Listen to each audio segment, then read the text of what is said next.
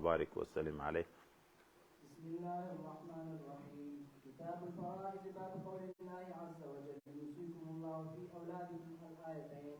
وبالسند المتصل مني الى الشيخ الامام الهمام الحافظ الحجة امير المؤمنين في الحديث محمد بن اسماعيل البخاري رحمه الله قال حدثنا قتيبة بن سعيد قال حدثنا سفيان عن محمد بن المنكدر سمع جابر بن عبد الله رضي الله عنهما يقول مرضت فعادني رسول الله صلى الله عليه وسلم وابو بكر وهما ماشيان فاتاني وقد اغمي علي فتوزع رسول الله صلى الله عليه وسلم وصب عليه وضوءه فاخذت فقلت يا رسول الله صلى الله عليه وسلم كيف اصنع في مالي كيف اخذ في مالي فلم يجدني بشيء حتى نزلت آية الميراث.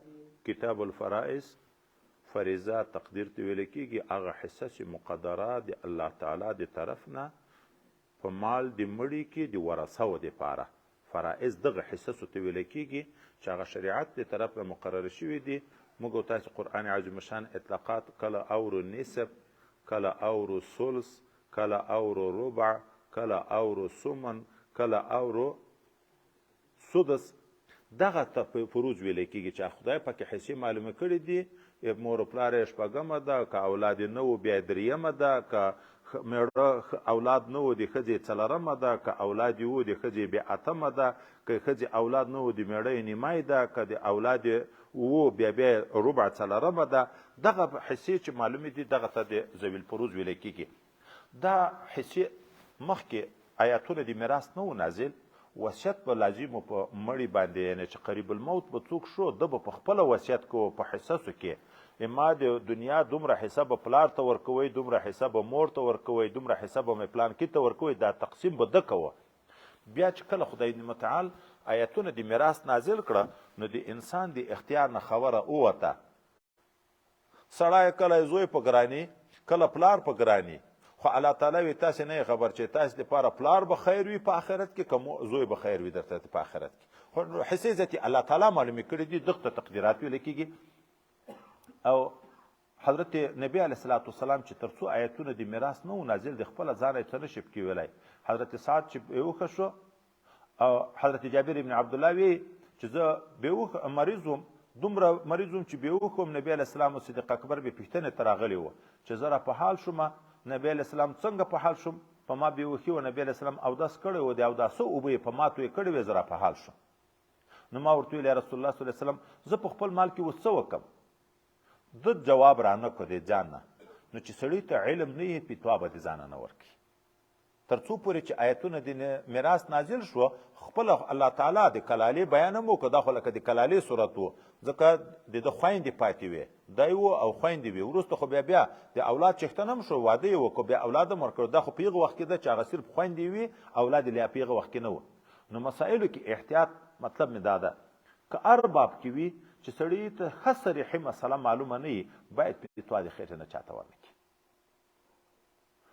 په دغه خدای پاک نه نیسي چې ولې دې ورنه کړه، خو په دغه یې نیسي چې ولې د غلطه فتوا ورکړه. هغه ځای کې دې په نه ورکولو نیسي چې تا ته مسله واضحه معلومه وي او هغه انسان ورته محتاج وي هغه مسلې ته د اعتقادیاتو یا د احکاماتو فرضیه او د جملې نه وي او ته هغه مسله نه ورته بیانوې، نو په ورځ د قیامت به د اور کځی هغه خولې ته ولوېږي.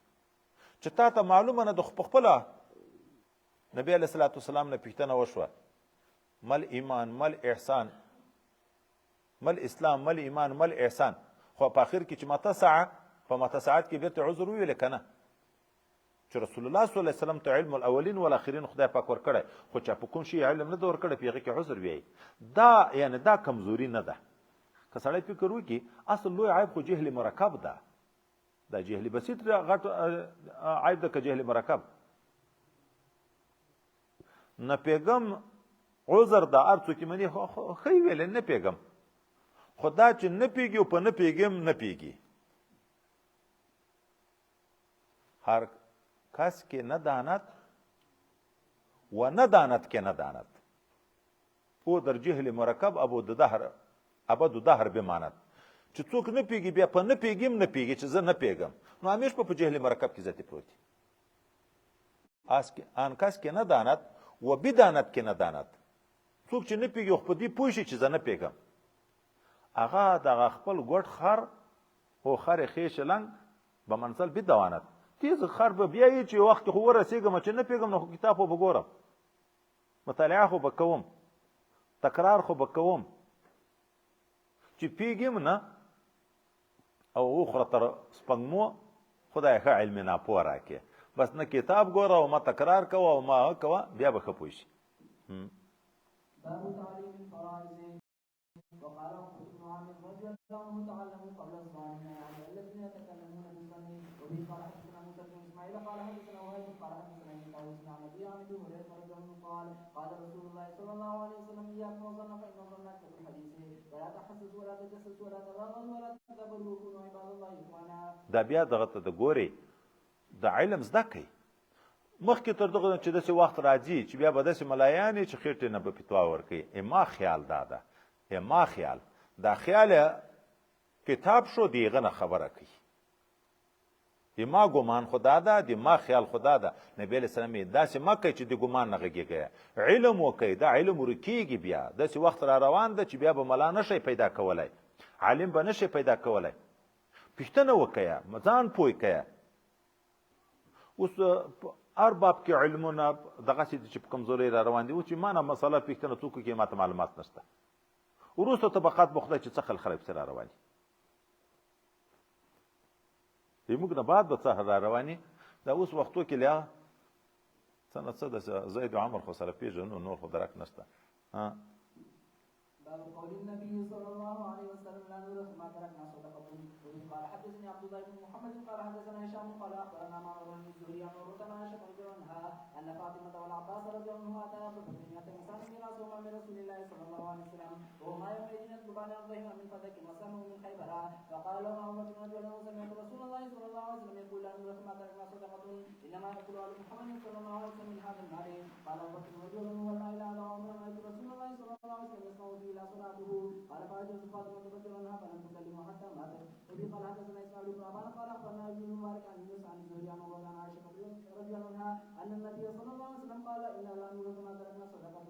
وفي قال حدثنا يحيى بن بكير قال حدثنا ليس عن قليل عن ابن شهاب قال اخبرني مالك بن انس بن حدثنا رجل منه وكان محمد بن جبير بن مطعم من ذكر من حديث ذلك. قال حتى دخلت عليه فسالوه فقال انطلقت حتى ادخل على عمر رجل فاتاه حاجبه يرفع فقال هل لك عثمان وعبد الرحمن وزبير وسعد رجل منهم قال نعم فاذن لهم. ثم قال هل لك فيها علي وعباس رجل منهما قال نعم. قال عباس عن المؤمنين يقتل بيني وبين هذا. قال اشهدكم بالله الذي بيده تقوم السماء والارض هل تعلمون ان رسول الله صلى الله عليه وسلم قال انا لا نورث ما تركنا صدقة. يريد رسول الله صلى الله عليه وسلم نفسه فقال الرحل قد قال ذلك فاقرا على علي وعباس فقال هل تعلمون ان رسول الله صلى الله عليه وسلم قد قال ذلك. قال قد قال ذلك. قال وما رجل فاني احدثكم عن هذا الامر ان الله كان قد خص رسول الله صلى الله عليه وسلم في هذا الخير شيء لم يؤته احد غيره. وقال ما افاء الله على رسوله قدير فكان خالصة لرسول الله صلى الله عليه وسلم والله ما احتاج دينكم ولا استأثر بها عليكم لقد اعطاكمها وبثها فيكم حتى بقي من هذا المال.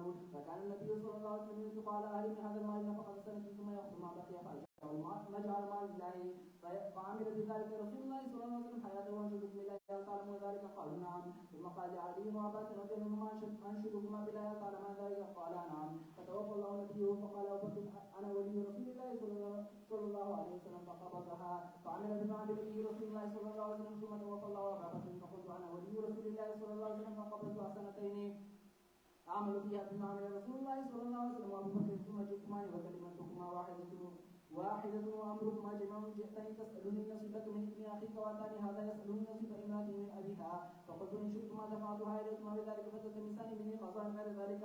فوالله الذي بإذنه تقوم السماء والأرض لا أقضي فيها قضاء غير ذلك حتى تقوم الساعة فإن حدثتما فادفعاها إلي فإني أكفيكماها. وبه قال حدثنا إسماعيل قال حدثني مالك عن ابن سيناد عن الأعرج عن أبي هريرة رضي الله عنه أن رسول الله صلى الله عليه وسلم قال لا يقتسم ورثة الدينار ما تركت بعد نفقة النساء وهم الذي عملوا فهو صدقة. وبه قال حدثنا عبد الله بن مسلمة عن مالك عن ابن شهاب عن عروة عن عائشة رضي الله عنها أن أزواج النبي صلى الله عليه وسلم حين توفي رسول الله صلى الله عليه وسلم أردنا أن يوافقه عثمان إلى أبي بكر يسأله ميراثهن.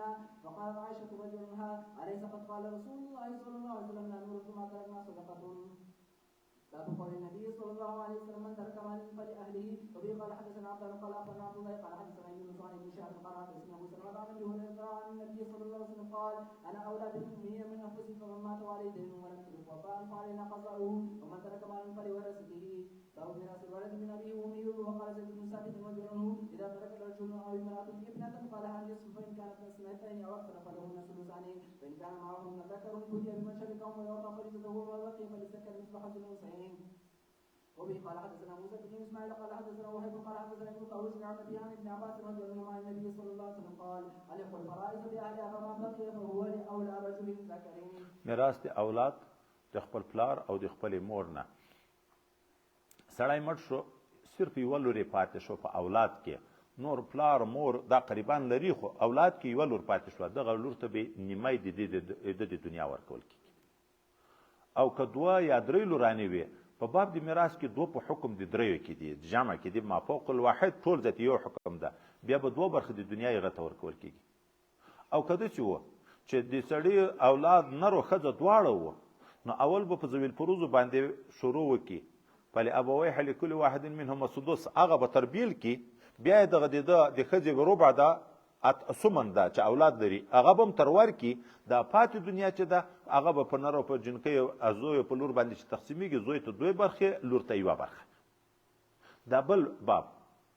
بیا حضرت پیغمبر علیه الصلاة والسلام یې ګورئ ذوي الفروضو ته خپلې برخې چې مقدرې دي هغه خو ورکوي، خو چې پاتې شوه د ذوي الفروضو نه چې دغه مړي ته څوک ورنږدې وي په نرانو کې چې عصبیت ورته ویل کېږي، ټوله دنیا بیا ځای نوره د هغه ده.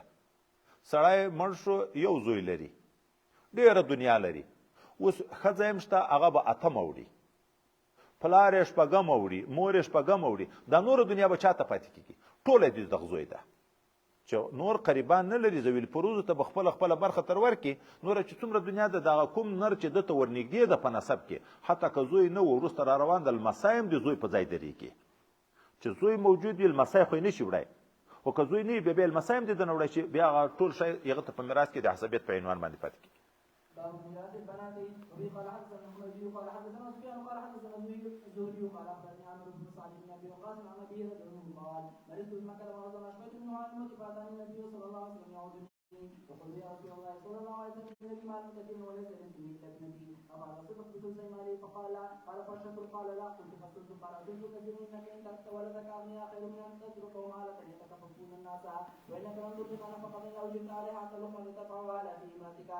فقلت يا رسول الله وخلف عن هجرتي فقال لن تخلف بعدي فتعمل عملا تريد به وجه الله الا زدت به رفعه ودرجه ولعلك ان تخلف بعدي حتى ينتفع بك اقوام ويضر بك اخرون ولكن البائس صعب بن خولة يرسله رسول الله صلى الله عليه وسلم عن مات مكة قال سفيان وصعب بن خولة رجل من بني عامر بن لؤي. وفي قال حدثني محمود قال حدثنا ابو نصر قال حدثنا ابو معاويه وشيبان عن اشد عن نصر بن يزيد قال اتانا معاذ بن جبل رجلا في اليمن معلما وامينا فسالناه عن رجل توفي وترك ابنته واخته فاعطى الابنه نصفه والاخت نصفها.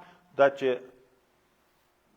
سړی مریض شو د مرض په وخت کې د ده هغه مرض چې د هغه نه بیا پسې مړ شي مرض موت چې ورته ویل کېږي د ده تصرفات محدود شوه، په خپله دنیا کې ذات عام تصرف نشي کړی، صرف په ثلث کې تصرف کړی شي.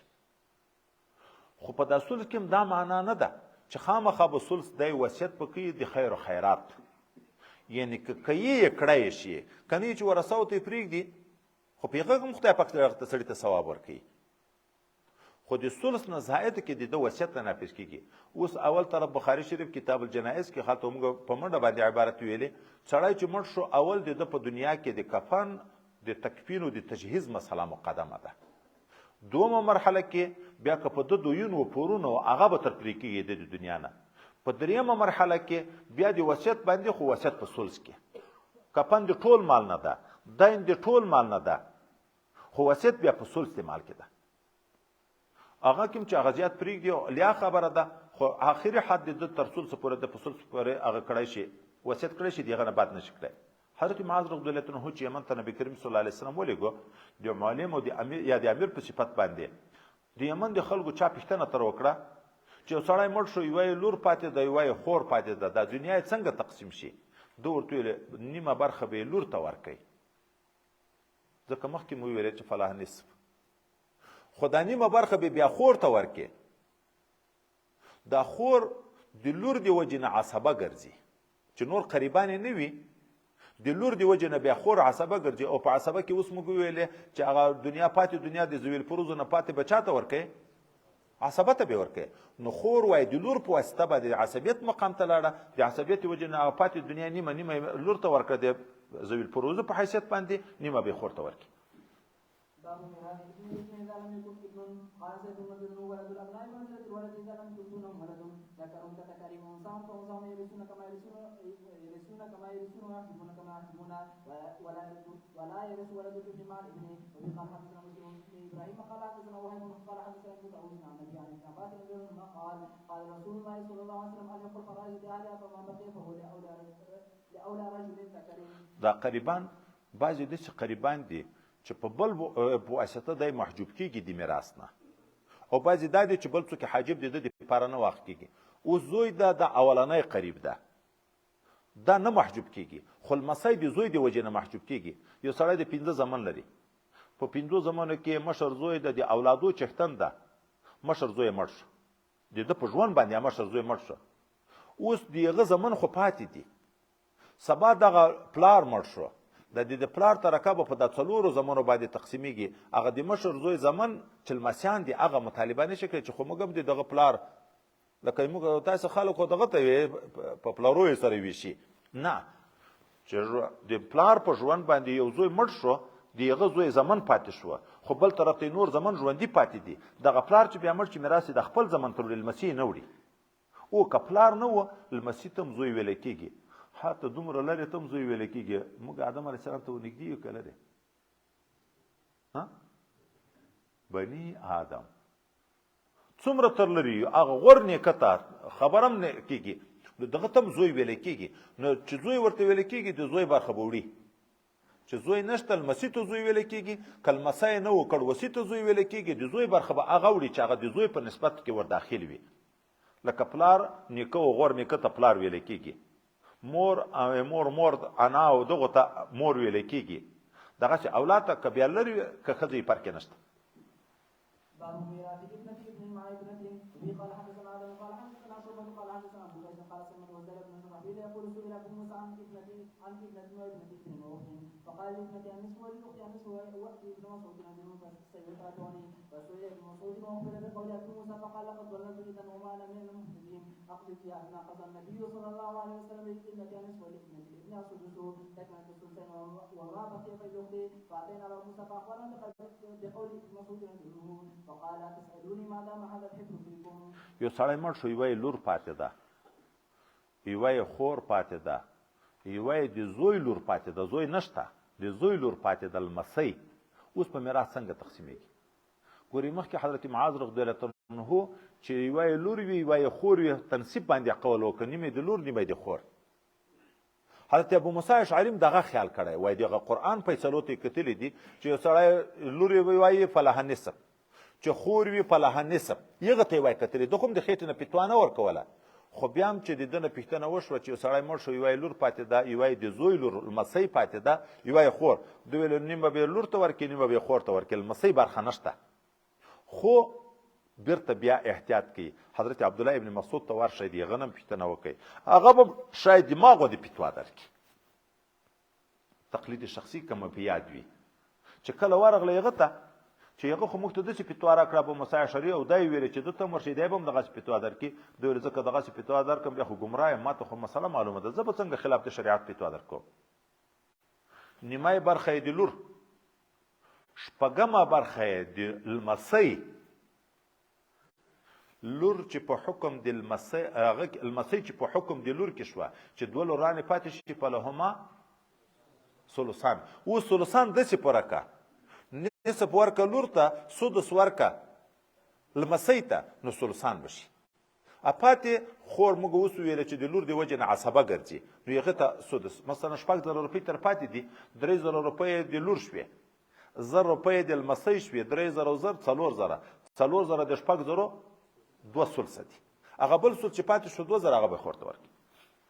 نو هغه ورته ویلې حضرت ابو موسی چې تر څو دغه عالم په تاسو کې ژوندی، بیا د ما نه پوښتنه مه کوه. ما چې درته ویلي چې شخصي د تقلید شخصي د صحابهو په دور کې موجود و، چې دغه موجود و، د بل چا نه ذاتي پوښتنه مه کوئ، په هره مسله کې د ده اتباع کوئ.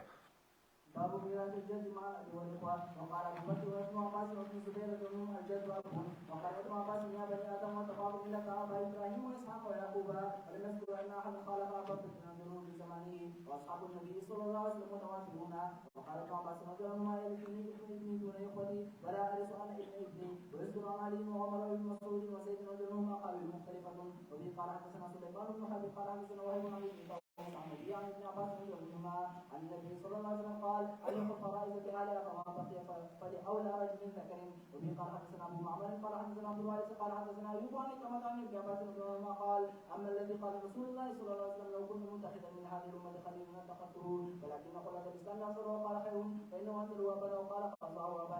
اوس مو ویلې چې لمسی د زوی په ځای درېږي چې کله زوی نه وي، نو نیکم د پلار په ځای درېږي چې کله پلار نه وي. ولې خو پلار ته پلار ویل کېږي. بني آدم یوسف علیه نبی علیه السلام په بني خانه کې د خپلو پلرو بیان کوي وتبعوا ملت آبائي، بیا په تفسیر کې ابراهیم علیه السلام، اسحاق علیه السلام، یعقوب علیه السلام. د پلار څوک و؟ یعقوب علیه السلام. نیکه اسحاق علیه السلام، غور نیکه ابراهیم علیه السلام. ټولو ته آبائي ویلې که نه ویلې؟ اوس نو چې حکم یې د پلار شو، نو چې پلار نشته نیکه به د پلار برخه وړي. چا سود سته؟ سیدنا ابوبکر صدیق رضی الله عنه په دور خلافت کې داسې مسله ده ته راغله چې اوس یو سړی ده، پلار یې مړ ده، نیکه یې ژوندی ده، اوس د لمسی مړ شو، نیکه برخه ته وړی شي که نه؟ ده ورته ویلي او، ځکه نیکه چې د پلار نه وي په پلار محجوب ده، چې پلار نه وي بیا خدای د پلار په ځای باندې درېږي. اوس یو چا د یو بل عالم نه باب کې پوښتنه کړې ده، هغه په جواب کې ورته وایي هغه چا چې نبی علیه السلام د هغه په شان کې داسې ویلي و چې که ما په انسانانو کې څوک په خلیلتوب نیولی نو ما به صدیق اکبر خلیل نیولی. هغه نیکه ته د پلار حیثیت ورکړی. د مخکینیو علماو تقلید راغی که رانغی؟ صدیق اکبر حکم د پلار ورکړی او هغه په خدای په رسول دومره ګران ده، دومره محترم ده چې ویل که په انسانانو کې ما څوک خلیل نیولی نو صدیق اکبر به مې نیولی. چې هغه دا فتوا ورکړې ده نو موږ به خود هغه فتوا ورکوو. علمیت، تقوا، هر څه چې د موږ نه د چا مخکې دي موږ به د هغو تقلید کوو. باب ميراث الزوج مع الولد وغيره وفي قال حدثنا محمد بن يوسف عن وقال بن ابي نجيم عن عطاء عن ابن عباس رضي الله عنهما قال كان المال للولد وكانت الوصيه للوالدين فنسخ الله من ذلك ما حب وجعل للذكر مثل حظ الانثيين وجعل للابوين لكل واحد منهما السدس وجعل للمراه الثمن والربع ولزوج الشطر والربع. باب ميراث المرأة والزوج مع الولد وغيره وفي قال حدثنا قتيبة قال حدثنا ليس عن ابن شهاب عن ابن المسيب عن ابي هريرة رضي الله عنه قال قضى رسول الله صلى الله عليه وسلم بجنين امرأة من بني لحيان سقط ميتا بغرة عبد نعومة ثم ان المرأة التي قضى عليها بالغرة توفيت فقضى رسول الله صلى الله عليه وسلم على ميراثها لبنيها وزوجها وعلى الحق على عصبتها. اوس دا چې کله ګټو تاوان سره جلا شي، کله خو چې څوک تاوان پرې کوي ګټه هم هغه اخلي. دوه ښځو په منځ کې جنګ شو، یوه ښځه جګه شوه، بله ښځه یې وویله، هغه ښځه حامله وه، اولاد یې ضایع کړو، جنین. دلته نبي علیه السلام ته مسله راغله. نبي علیه السلام فیصله وکړه د یو غلام یا یوې مینځې غره، که تاسې مخکې یاد وي چا قریبانو ویله چې د چا په باب کې څنګه موږ فدیه پرېږدو چې نه غږېدلی نه اواز کړی نه ښه دغه شیان خو ده ویل دا د جادوګر غوندې منتر مه ویایه. اوس دغه ښځه ضاربه وه، د دغې ښځې اولاد ضایع شو د دې د وجې نه، د دې قریبان عصبه به دغه پور پرې کوي. پور په عصبه وشو.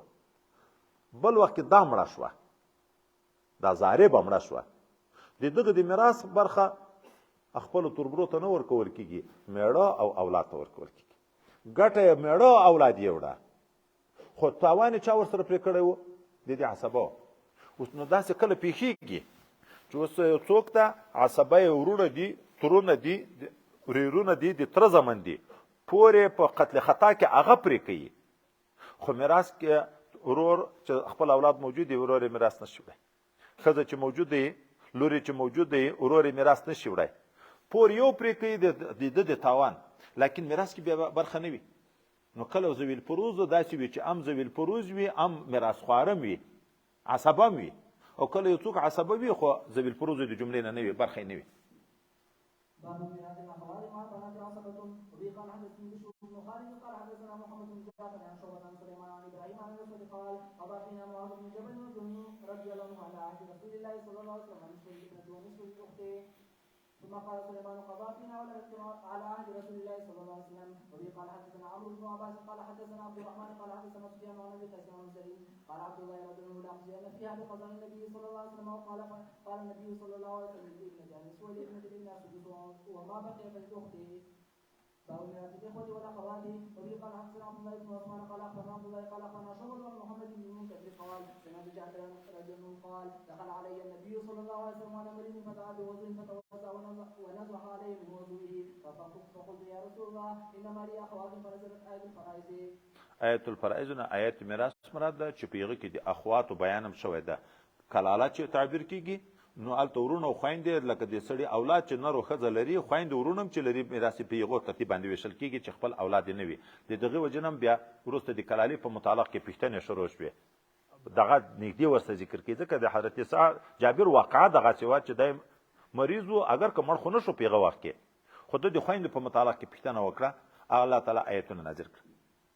باب يستفتونك قل له يفتيكم في الكلالة الآية. وبه قال حدثنا عبد الله بن موسى عن اسرائيل عن ابي اسحاق عن براء رضي الله عنه قال اخر آية نزلت خاتمة سورة النساء يستفتونك قل له يفتيكم في الكلالة. بس تقضى